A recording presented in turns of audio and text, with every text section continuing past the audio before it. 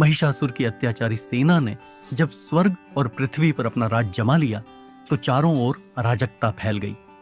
ऋषिमुनि तपस्या नहीं कर पा रहे थे। साधारण लोग भयभीत होकर जंगलों और गुफाओं में छिपने लगे थे। धर्म, न्याय और सत्य का स्वर दब गया था।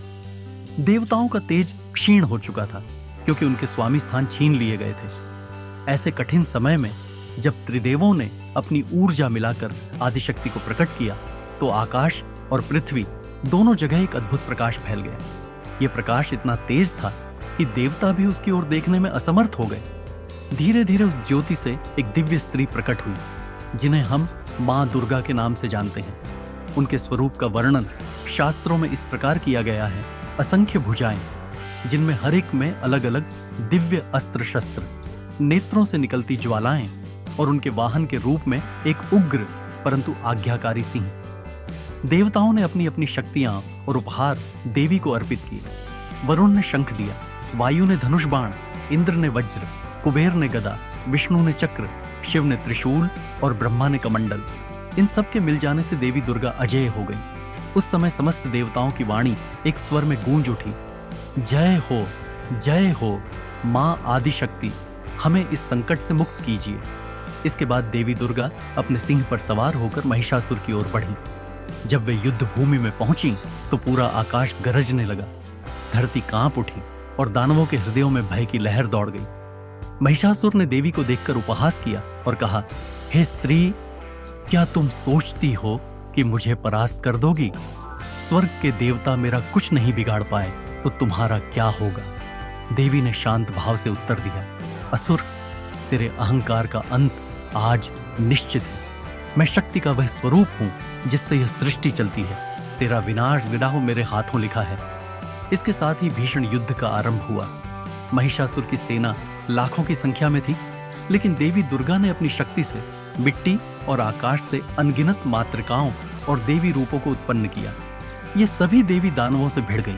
इस युद्ध में देवी के 9 रूप प्रकट हुए: शैलपुत्री, ब्रह्मचारिणी, चंद्रघंटा, कुष्मांडा, स्कंद माता, कात्यायनी, कालरात्रि, महागौरी और सिद्धिदात्री। यही कारण है कि नवरात्रि के 9 दिनों में हम इन 9 रूपों की पूजा करते हैं। महिषासुर बार बार अपना रूप बदलता रहा। कभी वह विशाल भैंसा बनकर अपनी सींगों से प्रहार करता, कभी सिंह, कभी हाथी और कभी मनुष्य। लेकिन देवी हर बार उसे पछाड़ देती। युद्ध 10 दिनों तक चला। हर दिन महिषासुर अपनी पूरी शक्ति से देवी को रोकने की कोशिश करता, लेकिन अंततः 10वें दिन उसकी हार निश्चित हो गई। युद्ध का निर्णायक क्षण तब आया जब महिषासुर भैंस रूप में अत्यंत उग्र होकर देवी पर झपटा। तभी देवी दुर्गा ने अपनी रस्सी से उसे बांधा और अपने त्रिशूल से उसके हृदय को भेद दिया। उसी क्षण देवी ने अपने तलवार से उसका सिर काट दिया। पूरा आकाश जय माता दी के घोष से गूंज उठा। देवताओं ने फूलों की वर्षा की, ऋषियों ने स्तुति की और पृथ्वी पर धर्म का पुनः स्थापना हुई।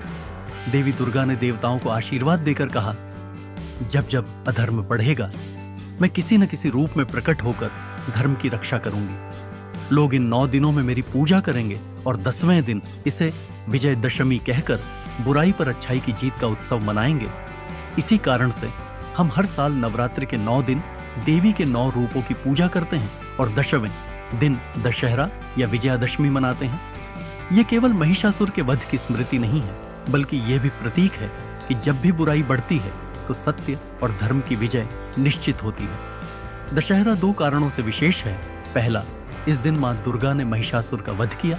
दूसरा, भगवान श्री राम ने इसी दिन रावण को पराजित किया।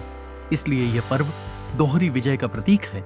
एक ओर स्त्री शक्ति की विजय और दूसरी ओर पुरुष धर्म का उदय। आज भी भारतवर्ष के हर कोने में नवरात्रि और दशहरा धूमधाम से मनाया जाता है। बंगाल में दुर्गा पंडाल सजते हैं, गुजरात में गरबा और डांडिया होता है, उत्तर भारत में रामलीला और रावण दहन का आयोजन होता है। लोग उपवास रखते हैं, भजन कीर्तन करते हैं और शक्ति की उपासना करके अपने जीवन में सकारात्मकता और साहस लाने का प्रयास करते हैं। इस तरह यह पर्व केवल एक धार्मिक परंपरा नहीं है, बल्कि यह हमारे जीवन का मार्गदर्शन भी करता है।